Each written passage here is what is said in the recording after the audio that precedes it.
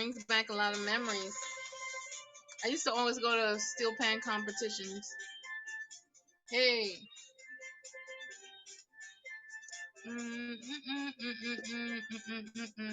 Come in, say hello.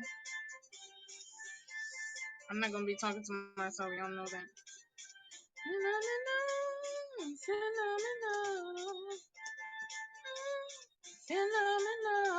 It was a hard week, y'all. Let me tell y'all. It was a hard 2 weeks. But God is good. I is back. I'm alive. Hallelujah. I'm alive. I had a crazy allergy, y'all. It was a weird allergy. To something you wouldn't even believe. But enough about that. God is good. So I made it. But it was rough. It's Revelation Rules giving you the bona fide truth. If you never heard of me, I'm a child of God. I am West Indian American. That's why you hear steel pan in the background. That's about as clean as it gets. And I was playing a little gospel earlier on the previous post when I thought y'all weren't there. So that's what I'm using to keep myself up tonight while I give this little kind of workshop for you. Not workshop, I mean, we're just gonna talk about it. But if you guys don't have any questions or don't engage, I'll be off of here real quick. So just come in and say hi. You can say hi. I don't know if this is for real, but it says 50 people are on. So it's weird to me if I'm not seeing anybody at all make any comments. Maybe I should take off the camera if that's the case. But if you have questions, I'm here for you throughout the broadcast. And I'm gonna lower this down a bit. This is my song, y'all. I found out my cousin's getting married tomorrow. I feel like my prayers for other people are coming true. I prayed that he would one day get with my cousin's a really good man. I mean, from what I know, I would say he's one of the good guys in my amongst the males in my family. And we always talked about this stuff, and I'm glad he is marrying well. I would say well. She's a black woman. I'm happy about that. I'm just saying, no shade. I'm just a little happy about that. Cause my cousin, anyway. So we've had a lot of conversations, and I like the old girlfriend too. The old girlfriend was nice. He thought, I remember when he was younger, he thought that he couldn't get a girl who speaks many different languages if she was black. Like, that he thought that if she was black, she wouldn't speak many different languages, which he loves. This is something that was one of his non-negotiables. And here he is with a Ghanaian woman. I think she's Ghanaian, he said. They're getting married tomorrow. Told me a little late. I forgive him though. She speaks Twi. How do you say Tree, or I think Tree, because I have a Ghanaian friend. That's how he says it. French, English. I told him, I said black women are versatile, okay? We come in all cultures, okay? All sizes, tall, short, skinny, big. I mean, I told him that a long time ago, so I'm super happy. And she's chocolate. She's chocolate. I'm sorry. I know I shouldn't care, but I did. I'm shocked, actually. With him, I'm shocked. And I'm just happy. I'm happy for her. I don't even know her like that. I'm gonna pray about her anyway. I told him, I said, I'm gonna pray anyway. I know you finna get married tomorrow. I said, I'm gonna pray. I'm gonna pray and see what the Lord would say. Okay. But yeah, and they were gonna have a baby, so I'm so happy for him. And I was like, wow, God, you did say it was like a marriage season. I mean, even him, someone who's kind of slow to do that kind of thing, slow to even want to get married. I mean, he is a marriage type though. So I'm so happy. I wonder if it's happening in y'all's family too. I hope it is. Um, okay. So enough small talk. Because I feel like I'm talking to myself. So I'm just gonna give you some quick stuff, quick facts, figure. No, not no figures actually. I'm just gonna casually talk to you since I'm talking to myself anyway. Um, First things first is the post is about job seekers, right? Let me load down this gospel soca, okay? Soca means soul of Calypso. And yes, there are some good gospel soca songs. You just gotta watch, you gotta watch what you listen to, because some of them are similar to secular, so you wouldn't want to do that. Okay, I have some notes here for you all because I want to stay on track, and y'all know I can talk about a lot of things. So, if you can hear me, please put up a one. Somebody, please, because um, if you can hear me clearly, or do I need to learn on music more? Oh, let me put my volume all the way up. Okay, I got my volume all the way up now. All right. First things first is uh, it's a job seekers market. You may have heard it on the news and everything. Oh, okay. Let me reintroduce myself again. I am a career consultant. My name on here is Revelation Ruth. My name is Arlene. Okay, Ruth. Ruth is really my name too. Um, and I will, from time to time, talk about careers, the job market, and what's going on. It's part of my business. It's been part of my life for over 11 years now.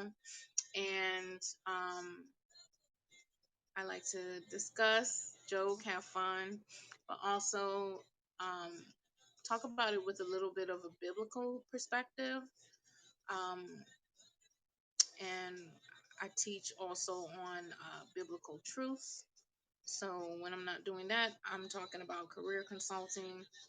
Those are the main two. You're not gonna hear me talk about a whole bunch of other stuff, actually. So if you want good career advice, you can come here to this channel and subscribe. Subscribe now if you haven't already. Anyway, I don't know what I was trying to do there. But anyway, so first things first is that you've heard it in the news, right? That so many people don't want to work. The unemployment is too much. Y'all got everybody just chilling on the bench at home. They don't want to work. That's why it's a job seekers market, because they don't have to do what they don't want to do, basically. Well, there's some truth to that, right? There's not a lot of truth to that, actually. I want to make it clear that there are different factors surrounding, you know, the fact that it's a job seekers market. So what they're not saying sometimes in the news is that, and I don't watch the news a lot, so I don't know. Maybe they are saying it. I don't know. Forgive me. I'm hearing just the clips on YouTube. That's all I can take of the news. Okay, because there's a lot of falsity. Okay. Um, I'm hearing that they're saying all those things I mentioned before. However, one of the things that they don't mention is that a lot of the jobs are entry level. And that's why there's a shortage, right? Because A lot of people who were entry level, when they did get cut or laid off, and depending on how their job dealt with them, they may not want to go back just for that reason because of how they dealt with them. And then on top of that, unemployment is paying those people more. Now, people with jobs that are salaried are typically not getting paid more on unemployment. Yet there is still a slight shortage in in the higher level skills. So right now, the people in the middle, right? So like mid-level managers, it's almost like those jobs that require mid-level people are on hold because a lot of those people got cut during the pandemic. Not the top, right? Um, the low, the entry level, the lowest titles got cut first, and then some mid-level managers, even if they don't have the title of manager, but their job is a managing type of job, they're considered mid-level, and their hours were cut. So their hours might have been cut little by little until their job was just gone or on hold for a while. And so people don't want to be on hold for a while. So they go off and say, okay, well, I'm getting this unemployment plus, I think they were giving an extra stipend on top of unemployment. So then it was more, and it wasn't enough for those people who are mid level managers. And then it was exceeding the amount that even entry level people usually get. So that's why it's considered right now a job seeker's market. And let me tell you, this is the time to actually look for a job because, um, you know, actually, I would say starting about May, April was the time. It's not too late now. Now, a lot of people are not going on vacation, but it's still picking up more than it was before, um, when we were in the thick of COVID, right? So you want to look before now. So that means that a lot of people are not ready yet because they're still thinking about even taking vacation for the summer. July, June, in August, they're thinking about those times, where they can take some vacation time under the same job that they have right now. So it's not wise to make a big transition because you have, um, for some people, is what I'm saying. I'm not talking about me. I'm not giving advice about that.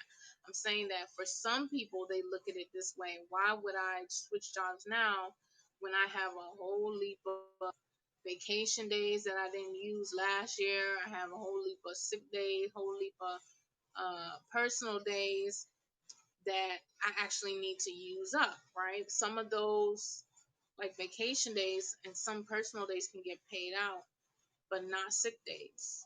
Um, I barely ever took vacation days before I moved here to Texas, and my payout was pretty big because I, it was something like 50 something days that I didn't take.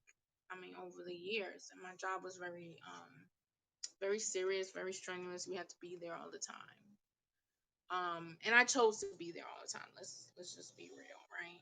I did take some vacations, but not enough. So some people are like that. They have a lot of vacation just sitting there. So they're not looking right now either, right? The entry level people have unemployment, which, you know, is really good. The extra is gonna run out by, I think, by the end of December, if it hasn't already. I can't remember, y'all. Don't hold it against me. But so that's one reason for, um, the big shift, right? So it's not a hiring manager's market at all. Um, People are complaining that even when they incentivize some positions, people don't want to come in and do them. they're talking about the entry level positions.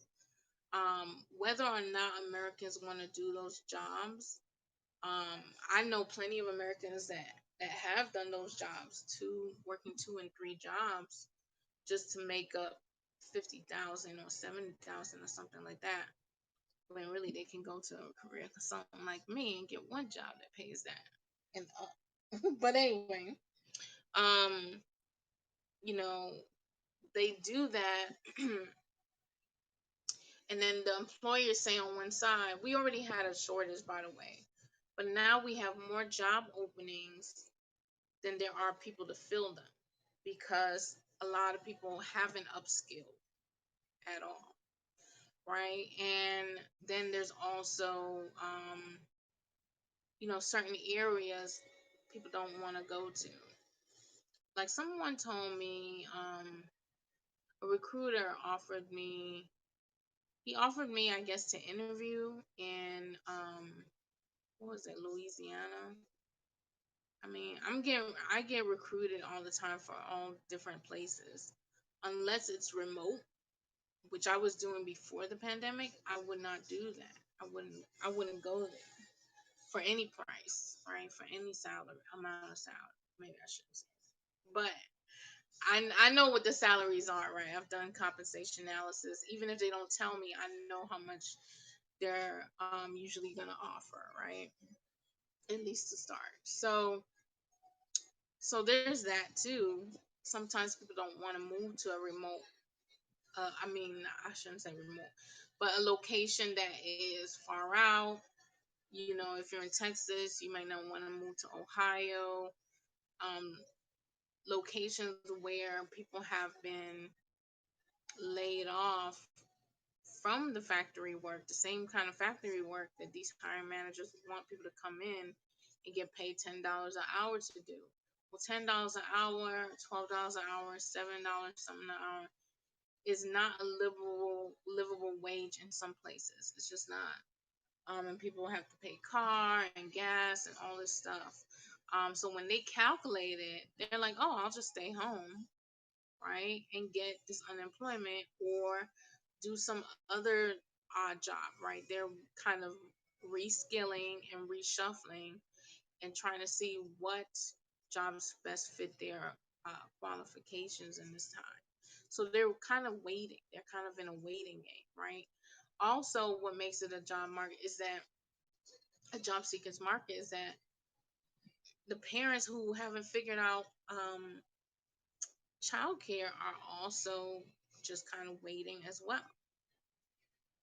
They don't know what to do. They don't know, and then as time goes on and on, I've seen videos where people would say, well, this one lady, this is why you gotta know who has what expertise.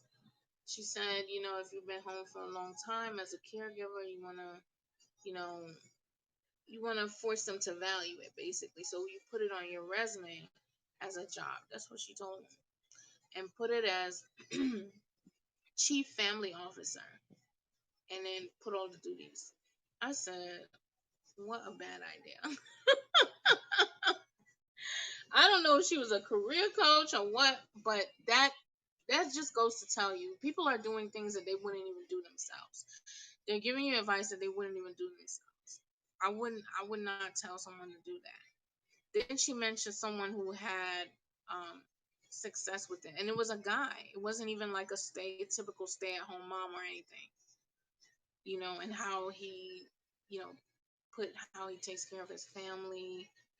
I think he also called himself chief family officer. And this is just another way of them trying to explain gaps in your resume, right? For you, but you should really think that through, because what's acceptable in one place is not going to be acceptable in another place. Okay. So I think I said more people are deciding not to go back to work and still figuring out childcare. Most positions, more positions, they need more positions that are skilled labor. and a lot of our workforce does not have skilled labor, um, or trades like mechanic, plumbing, you know, all of those skilled trades, that we need, that you don't always hear about, right? So there's that. So the labor shortage again is on high hourly wages, not necessarily on the higher level jobs. The fields that are losing this battle, with COVID, are travel, tourism, and restaurants. Because people are afraid, and they're also afraid to just start a new career. Okay, so social media marketing, manager or marketing is also, um, a booming kind of, job title.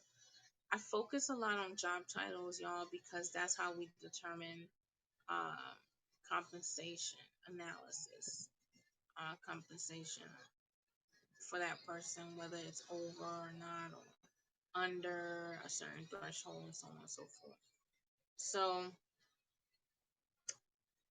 that's why if you don't know contract styles, and um, you can be all messed up out here in these streets. Um, I'm gonna just mention a few uh, fields that are thriving, and then I'm gonna go right into the resume tips. Honestly, y'all, I'm getting tired because it's late and nobody's talking.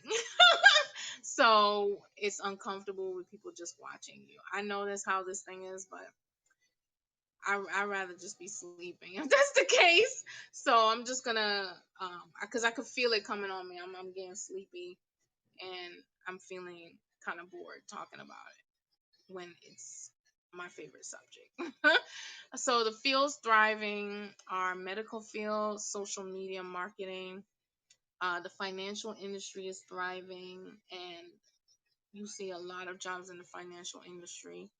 Um, they're raising minimum wages just for people to come in and work at places like Burger King, and they're even offering money to come to the interview. Even I guess they had an issue with people even coming, showing up to an interview. And some places, I think like Chipotle, are offering, for its hourly staff. Um, by the way, to remember, they're also offering, on top of raising the minimum wage. I forgot how much it is. I don't want to quote it. It could be 16 an hour, something around that. They're also going to pay some college tuition. Um, yep. So that's different. Uh, Different for an hourly wage job. You can, so here are some of my resume tips. Okay, just real quick before the sleep come upon me, Lord. Things to change on your resume now. If you have any questions, just go ahead and put it up now. Because as soon as I'm done with this list, I'm gonna come off since I don't see any. Okay. I mean, I do, but I don't. I don't hear you, so nobody's commenting. So, if you have any questions, I'm gonna go through quickly. These are my recommendations, um, for your resume changes. Um, and I'm gonna leave this up for anybody who wants to replay, or check it out. Marcellus, hi Marcellus, how are you? Um, so your resume length really depends on your field. So if you were in, say, finance, if you tell me your industry, I could tell you a general, um, a general length, right? Because it depends on your work experience, and if you have higher level work experience, then it might be a little longer. You might be able to get away with 3 pages or 2 pages in the financial industry, for example. In higher education, you should have like a good amount of pages, maybe 5, maybe 4. That's not abnormal at all in the field of education. In teaching or the what they call secondary education or so, for a teacher, yeah, maybe 2 pages. They won't have a CV the way someone in higher education would. But like for marketing, finance, 1 to 2 pages, I would say. Technology, 1 to 2 pages, or 1 page for technology. And the format that you use for technology is just going to be different from everybody else's format because they're really looking for mainly lists of, you know, databases, softwares. I always ask my clients, up front on a questionnaire I have, like which technology they know, and I have a whole list of it, and the list is still growing because sometimes people don't remember what technology they use at their job, and so they don't list it at all. But I know what they're supposed to be using or would have used, so I go ahead and put it on there. Um, and if they don't feel comfortable with it, then they can take it off. But usually, I remember the stuff that they're supposed to know because I know all the jobs and stuff like that and what they're supposed to do. My resume, for example, how much pages do I have now? I haven't updated in a while, but I'm gonna update it. I think this weekend, because I just got a little break after today. I just finished somebody else's executive resume, so mine is about 8 pages. And I actually want to make mine a little more concise to 5 pages because of the location I'm in. I'm in Texas, and I think I'm gonna start looking again because it's such a job seekers market that to see these 6-figure jobs go by without me applying. I'm always, y'all know me. If you do know me, you know I'm always looking. I'm always like, I emoji. I'm always keeping my eyes open for that next thing. And I'm a career consultant. Like that's what we do. We're our pulse is on the labor market all the time. And when I can see what's going on, I can also hook up my clients, right? Because I love hooking up my clients. Um, the next thing. So, did that answer your question, Marcellus, or do you want to tell me what industry you're in?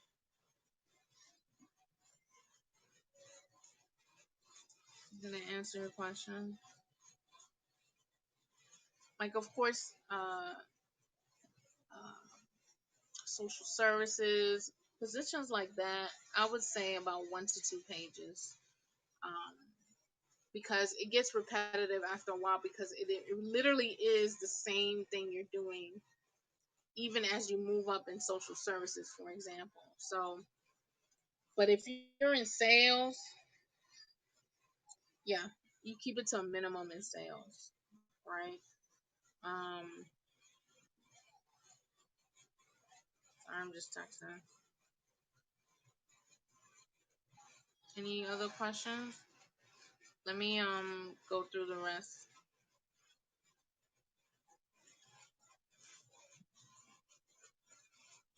Give me your time to ask questions. You saw how I woke up with his question? Okay. I would literally fall asleep and be talking all kinds of stuff on here. I don't want to do that. Sometimes if I fall asleep on the phone with my friends, I actually speak in tongues in my sleep. I know I've done that with her a couple of times, and she'll fall asleep on the phone because she go to bed early, and I don't. I don't go to bed early enough. Obviously, I'm on here right now, but this week was a doozy, so I'm ready to hit the sack. Um, but if y'all talk, I'll be up. I'll wake up. I'll stay a little bit longer. So which one I was up to? Oh, so yeah, if you're entering a different field, you want to switch up your resume. You don't want to use the same thing that you would use in sales for higher education. It's just not gonna work like that. So a lot of college grads are saying like, oh, the hiring manager saying they want workers, but they're not hiring us, or like Generation Z, they're like, I don't know what the problem is. I changed my resume, I updated it, but people don't really understand what they need to update. That's part of the problem. Um, they're still making a list of duties. Do not make a list of duties. It does not serve you well. It doesn't highlight any of your experience. It just is that a list of duties, a list of work experience. Like, I worked here. What else? What strengths do you have? What is the focus of your resume? And no, you should not use objective anymore. Stop it. Cut it out. Get rid of that objective, okay? Please get rid of the objective. I had somebody question me the other day. Let's talk about location. Let's jump to that quick because I said I'm speeding through anyway. Somebody questioned me the other day on she lived in Mississippi. I had Mississippi on her resume. And then I had desired locations. That's what you should do if you want a remote job. You can write it in different ways on your resume. I choose to write it like that. Now, the reason why I didn't put her city, or first of all, she didn't even have the right city on her original resume. She had Memphis, Tennessee, as if she still lived in Memphis, Tennessee. I only know she actually lives in Mississippi because we had the initial consultation conversation. And y'all, you can set up a free consultation with me. Email me at arlenespeaks.com if you need a free consultation. I don't critique resumes for free. I just do them because I already know I'm going to have to do it anyway. So I don't. Somebody sent me their resume. I said, are you sending it to me? Because what? Like, what? You sending it to me to see if I'm gonna say you need to change it? Yes, you need to. I can tell you now, you need to change it without looking at it. Most people need to fix their resume.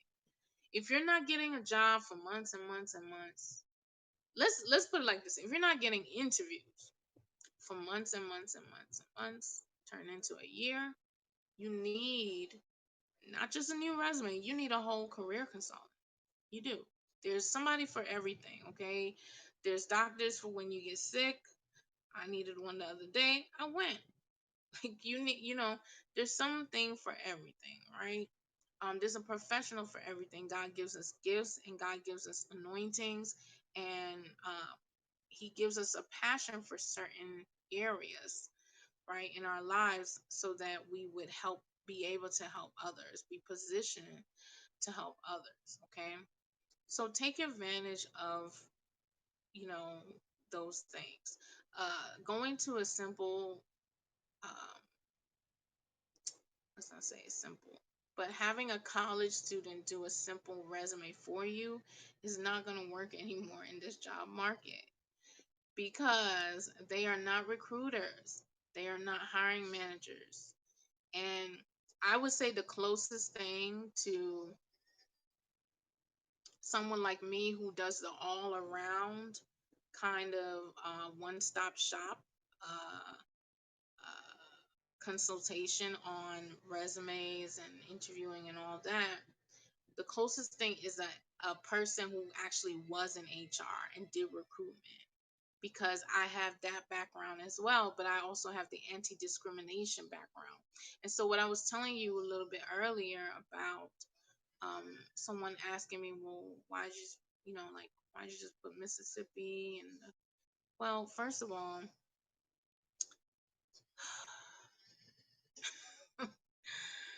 I'm trying to tell people I know what I know, right? Like, um, she was saying it as if it was something wrong because she wasn't accustomed with it.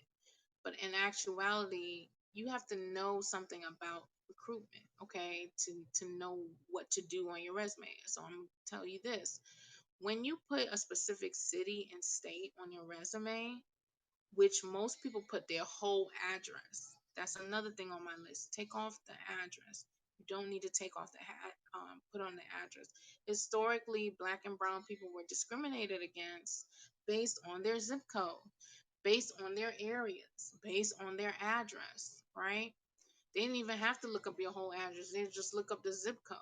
Okay, it was similar. It was the job version of redlining for homes, for real estate. Okay, so look it up. It happened. Okay, and it's still happening in some aspects. That's why I do not, when I do resumes, I do not put anybody's full address on it, even if they sent me their original resume with the full address. I do not. I may put the city and the state, right? But sometimes, like with her, she wants a remote job. You're going to be applying to jobs on places like Indeed and LinkedIn, which have ATS, applicant tracking system software, many times, um, kind of crawling through the resumes and rejecting it off rip. Sometimes they get rejected off rip because the employers can actually go in and specify in LinkedIn that they don't want somebody from a certain area, which is not right, but they do it. In LinkedIn specifically, it does ask the recruiter that or the hiring manager. You could say no one from Canada, and then that their system in LinkedIn will eliminate everybody with a resume that says Canada on it when it crawls your resume or a certain city. So they could say 100 miles from, say, what's a popular place? Let's just say Dallas, Texas. 100 miles from Dallas, Texas. Well, any city that doesn't fall within 100 miles of Dallas, Texas, okay, even if it's within Texas, is going to be eliminated. Why? Because the hiring manager has taken it upon him or herself to say, these people most likely would not want the job with us because they're too far away. So they've decided for you what you would go to and what you would not. And they shouldn't. As an EEO officer or a former EEO officer, I will tell you that, you know, in New York for sure, we have many people coming from out of state traveling to our job, right? And I still work for them remotely. So, like Connecticut, Pennsylvania, we get the most of our people, most of our workforce from right outside of New York City: Connecticut, Pennsylvania, and New Jersey. Those are the top three surrounding states that we get our employees from. And I calculate demographics, all kinds of statistics, retention, persistence rates, all of that based on those numbers. So I know, right? And I would think for other states, they would have a person like me looking at that stuff too and telling them, no, don't do that. Don't eliminate all these people because you might be eliminating really good talent. You know, people who want to work here, people who will travel. Most people from New York, just using New York as an easy example, they do park and ride. So they have a whole park and ride system just so you don't have to drive in your car from Pennsylvania and all those places, right? So I think that that's something that people don't usually know. So when they see just the state listed on their resume with the icon, like a home icon saying that that's home, you can do that too. Um, they get alarmed, like, oh, why didn't you put my city? Why didn't you put all of my address? Actually, I've never had nobody question me on that, but the one person, y'all. But anyway, no problem. um, you know, people just don't know what they don't know. So I'm telling you, because this is my services unto the Lord, okay? Um, I don't do freebies, so this is the freebie, right? And you can ask me questions here for free so that I can answer it for other people, and maybe it can help other people who have questions about the job market. You know, another thing is that you have to know for your industry, is education important or not? Most industries is going to be important. If it's not that important, it's still going to be used as an eliminator. So if you don't have a bachelor's, It's not that you can't get ahead, it's just harder in certain industries because they use the degree as an eliminator now. It's not that you can't do the job, it's not that you don't have the skill set. But the way in which you position yourself on your resume can mean um, an interview or not, right? So if you need help with that, please hit me up. I will help you. Okay. Um, because some people just get stuck and don't know what to do. Short work stints, right? When you have short, like you've done short term contracts, they end in like a year, few months, 3 months, 4 months, 5 months, 6 months. Do not be listing out all those jobs. Like, what's wrong? Don't list out all those jobs, please don't. It doesn't look good on your resume. Okay, so what I've done for people with that situation is I would, I mean, after they're done with me, they're gonna just have the one high level job that's high paying. That's, we're not doing no more short work term. I mean, this piece of this, piece of this. Sometimes people do that because they have a business, right? Like I have a business, so I work on the side, but it's part time, right? Um, and I can work on my business at the same time. That gives me time to do more things. The grant writing for small businesses that I do, all of the career consultations that I do, the resumes, the everything else that I do, mock interview sessions.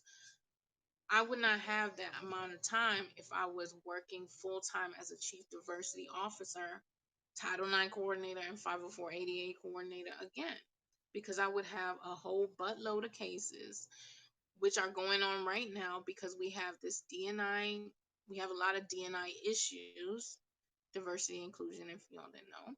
Um, but at the same time, a diversity inclusion officer or specialist, right, which is a lower title, you might be doing the same thing. That person might be doing the same thing as me, a chief diversity officer, but they use that title with them so that they can pay them less. So we'll talk about kind of a little bit about psychology of titles and stuff like that.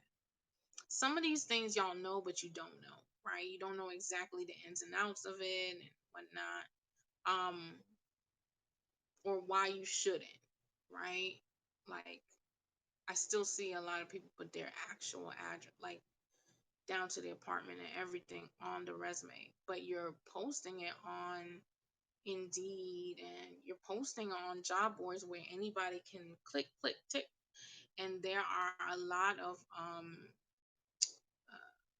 imposters, like, and people will hit you up that are from China, India, Philippines, that are not really offering you a job, right?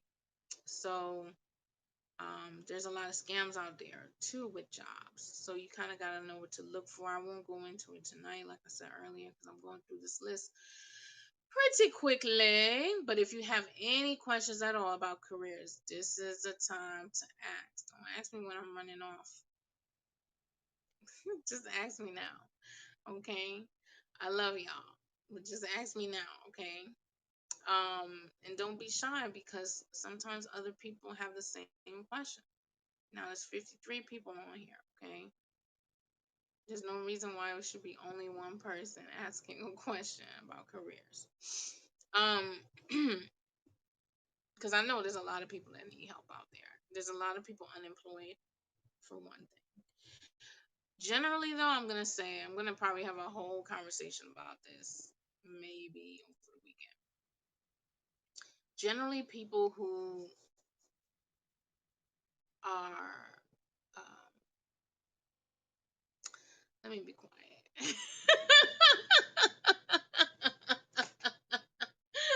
let me let me stop because if I get into it, I won't be able to come out of it. It's so much that I could say, but I ain't gonna say nothing because it's just a lot.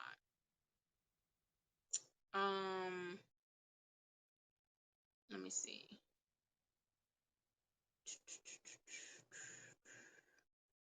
Which one was I on? Okay. I think I said this already, but no objectives. Do maybe like a summary Summary of qualifications would even be better. Then then I'm sorry, y'all. I gotta wake up. I'm gonna play this music on here. Um, an objective, y'all. Please stop it. And then also, it looks childish. I don't want to say a lot of the words, but it looks childish because entry level employees do that because they still think that the hiring manager really wants you to say, okay, I want to get a good job that um, fulfills all my goals and my needs. It's it's often worded awkward too when people do it. So just don't leave that out. Leave that out. You don't need an objective because your summary of qualifications, or you can call it executive profile. You can call it profile. You can call it summary period or summary of qualifications. Um, you could call it career path. Um, well, not that part, but there's so many things you can label that summary at the top that gives them direction, gives you direction, right? You're telling them this is the direction I'm going to take. You're mapping out the direction of your career and of the job that you want with them, right? So in the summary, you could call yourself a recruiting professional if that's your focus. If you want to mix it with two things because um, you have experience from more than one industry, I'm just gonna use me as an example because none of y'all talk. If I want to say experienced Title IX and EEO officer, well, Title IX actually falls under EEO law, but if I wanted to specifically get a Title IX coordinator job, which I don't think I want to ever do it again. I did it for a long time, and I'm tired of Title IX. And that is a law that protects gender discrimination and all that. So I've dealt with a lot of sexual harassment cases in the workplace, whether it's between students, employees, at one location and another location, faculty.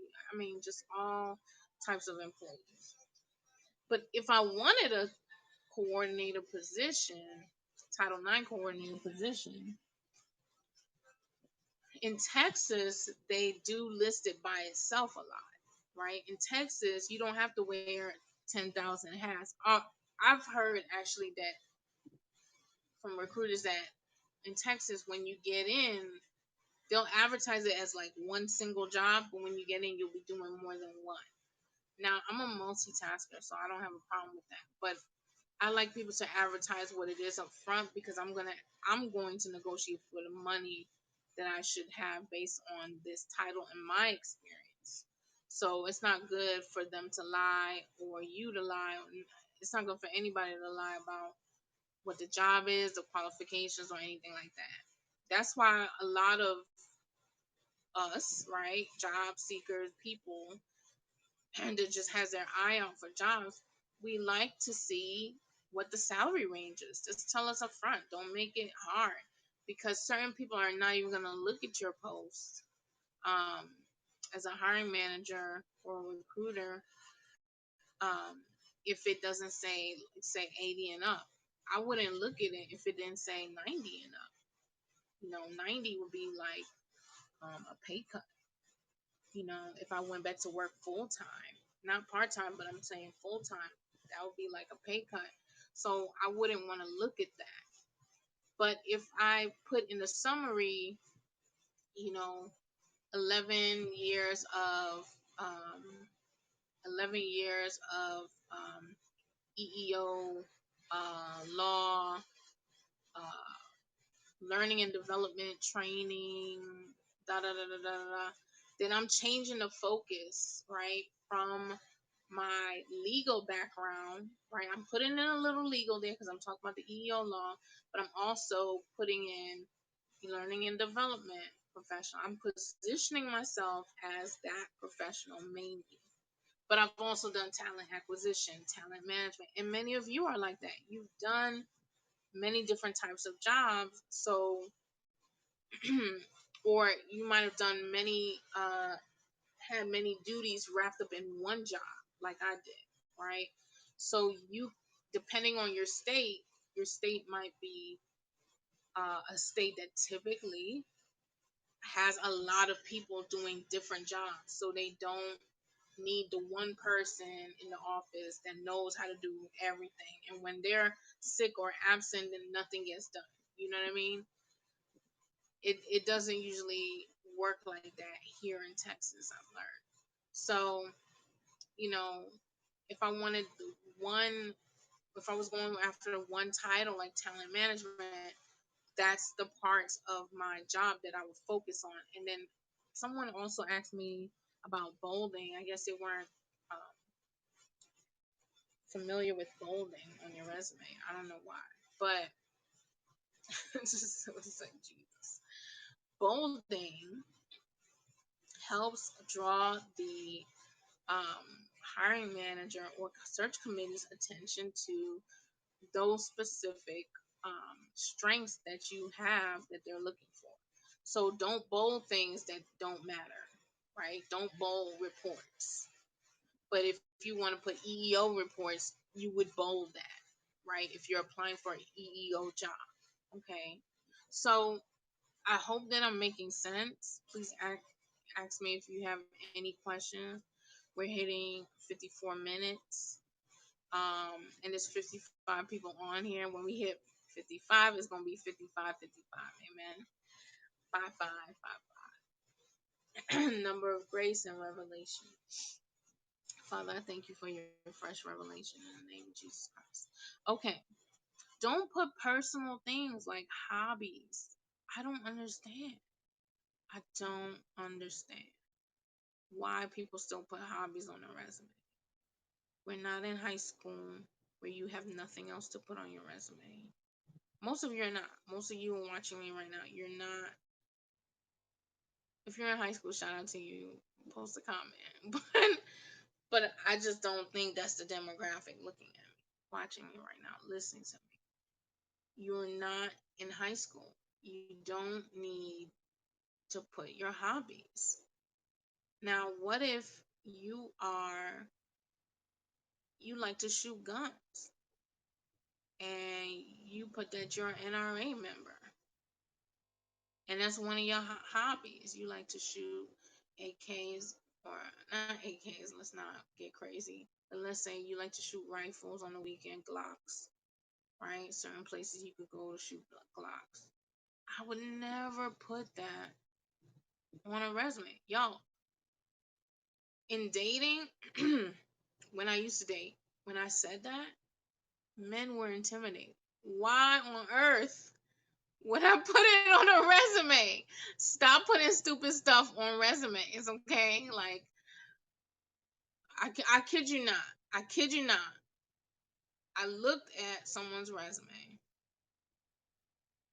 who put under certifications driver's license. That's it. Certifications and licenses section. Why you got a whole section? You got one thing in the section, and then it's not something totally significant. I could see if you could continue the section and you're in a place where you're gonna have more in that section, right? You're in the kind of job where you're gonna gain more certificates and stuff like that. That's fine to start a section on that case, but you're gonna have a whole section for certifications and licenses, and then list driver's license, and that's it. You must in mind. All right. So please don't do that no more. Don't do that. Don't do that. I only got 8 or 9 on this list, but I feel like I'm giving you more.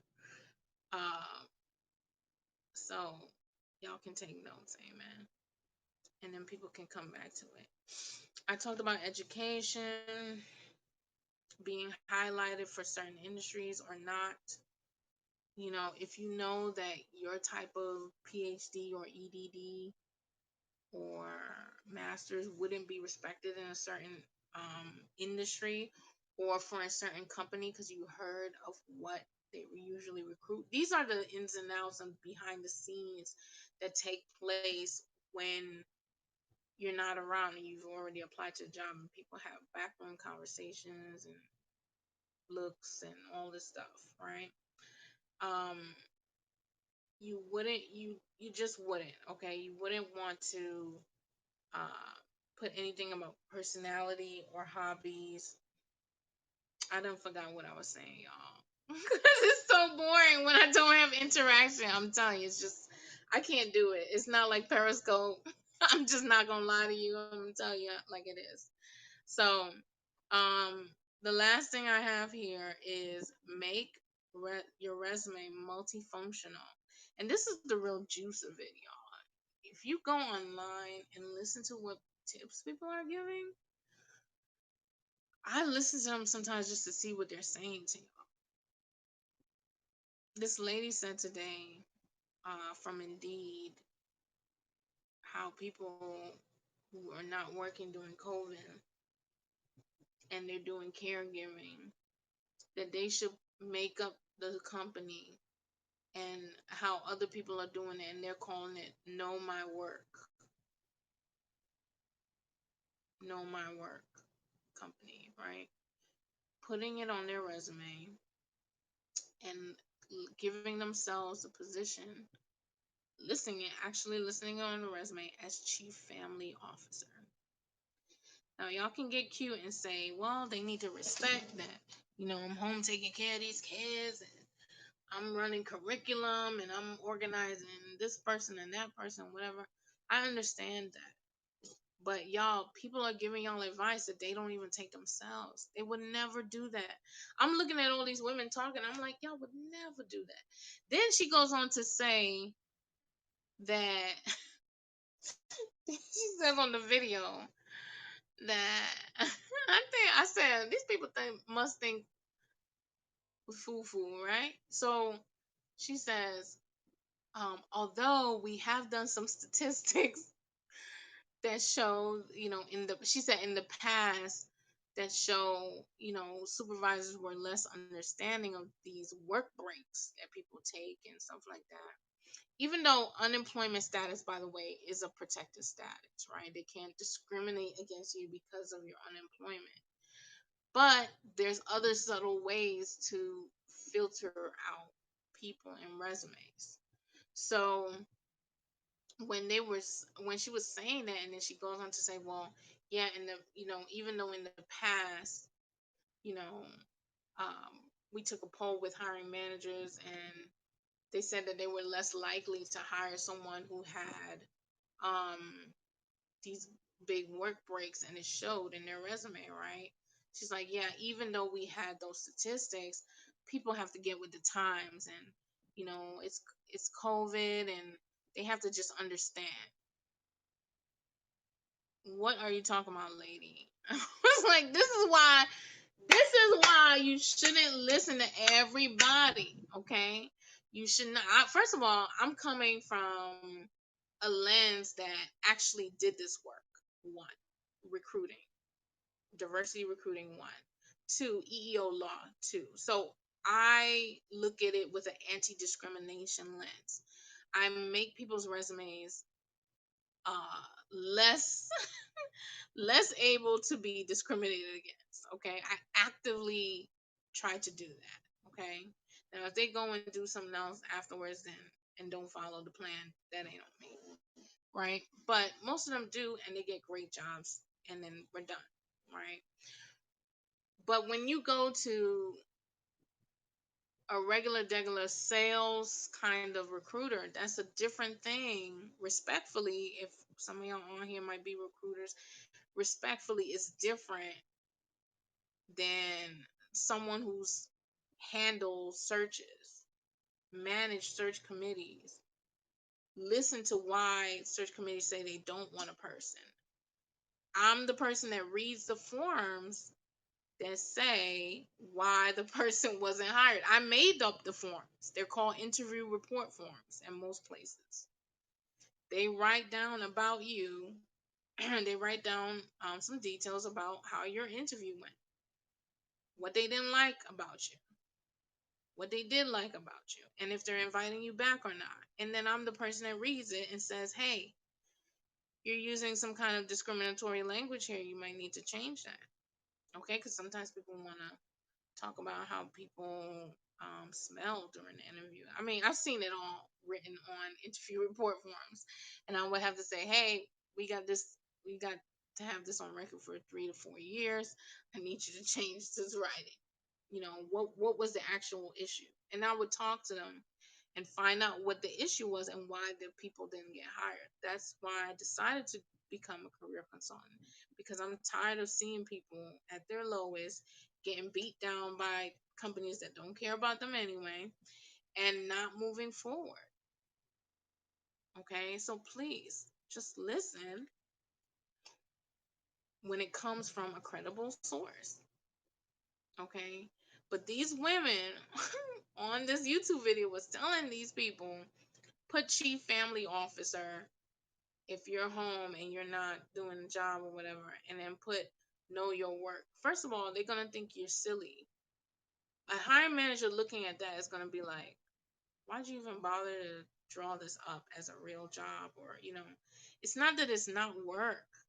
It's that you and I know still that they're traditional in their thinking. They don't even want you to work from home right now, even though we have a whole pandemic, because they want to see you. They think when they see you, that means you're working. That's how traditional they are. So why would this woman, knowing the statistics, which she had just mentioned, oh, even though, we had these statistics, these polls back in whatever, and it said this, you know, whatever, they need to get over it, and these are the times, and then, what are you talking about? You're giving them really bad advice, lady. And then a minority person, they're gonna be like, yeah, they need to just go with the flow and do what I say and pick my resume because chief family officer title I made up is good. And that's good enough. And I don't have to work for it. It's fine. Like, no, no, boo, no. You gotta do something different. If you want a different result, you gotta do something different. I'm not an enabler. That's what I'm not. I was the youngest EEO director, director of compliance and diversity in the university, in the entire university, which is made up of about 25 colleges and campuses. Okay. So when I tell you I moved up quickly and I know what I'm doing, I know what I'm doing. You know, it's not that people don't want to hire you, it's that you have to position yourself a little bit better. You have to position yourself correctly, the way they would like to see things. And having been in those backroom conversations with them, it's not always about what you think it's about, right? People always think, oh, they don't like me. Why can't I get a promotion here? Why can't I get? And then when you ask the manager, because he trusts me enough, or she trusts me enough, you ask the manager, it's because of something real small sometimes, or it'd be something really big, the one big thing, and they don't even know about it because the manager didn't communicate it, and the employee did not follow up with saying, hey, why is it that I'm not getting a promotion? You don't question anything, you just want it to be given to you. The world doesn't work like that. It works like that for some people, to be honest, but most of us, it doesn't work like that. You actually got to work and put in some sweat equity is what we call it. Okay, you sometimes have to put in some sweat equity to get what you need. All right, I didn't tell you sleep with nobody. I didn't tell you nothing out of order. You have to sometimes invest in yourself, whether it's taking new courses, taking a certificate course, hiring a career consultant for that one time that you want to do a job search.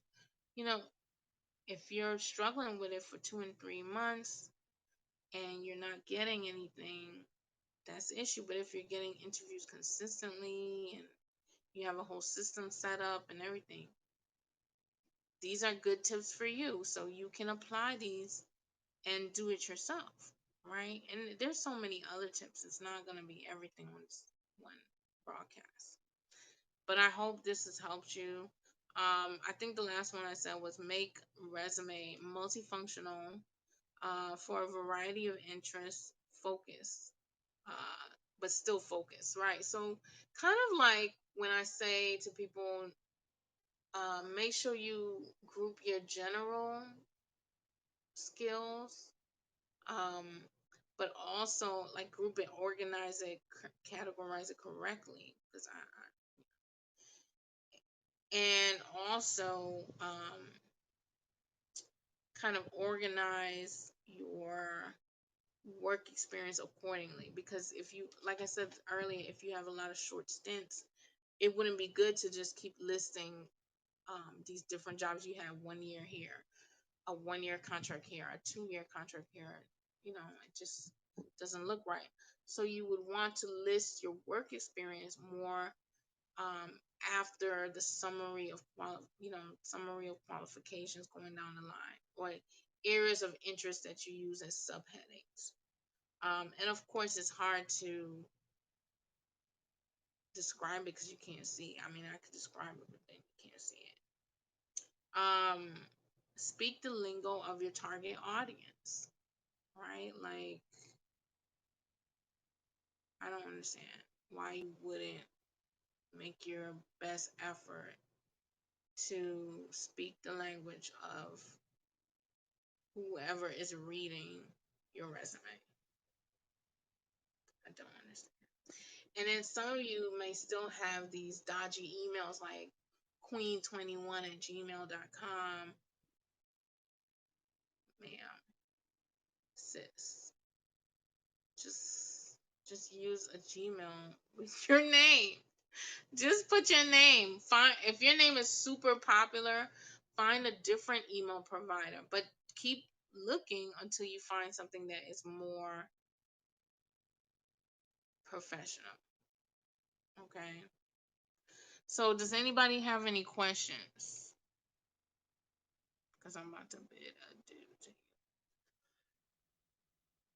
Remember to put desired locations at the top and list remote as one of them. If you want to just make it clear, there's other ways to list that you intend on getting remote work.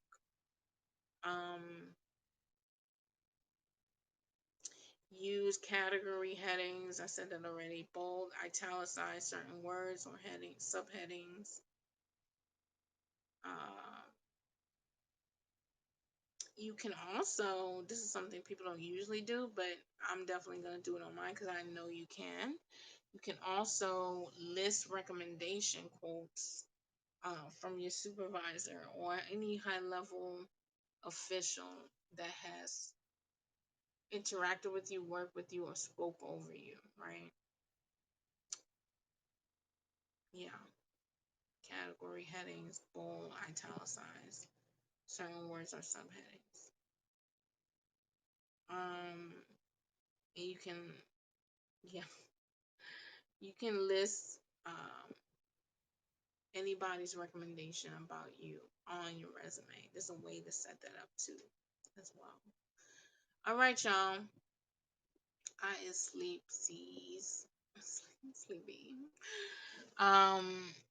I bless y'all in the name of the Lord. If nobody has any questions, I'm getting on my way. Marcellus, thank you for that comment. Thank you for joining us. I'm gonna check you out, and be sure to follow Revelation Ruth at subscribe to the channel page, whatever you call it, broadcast, to get your notifications of when I go live. I think that if you need a little more help, you can definitely email me, arlene@arlenespeaks.com. And also, I'll send you a link to my calendar services once you email me. so you can get on for an initial free consultation if you want, which is about 20 minutes long. Okay, God bless y'all in the name of the Lord. I'm so happy that you all are watching, even though it's a little lurky, a little lurky. I've dealt with it. Amen. I got through it. And it's kind of good because it makes my, can't say scopes, my HAPS broadcasts much shorter and so on. But anyway, y'all, I'm not finna sleep on myself. I bless y'all in the name of the living God. I cover you in the blood of Jesus Christ. Cover myself under the blood of Jesus Christ. And I pray that this broadcast, not scope, broadcast would bless other people that came across it, and that hopefully if they really have a burning question that they'll be able to ask.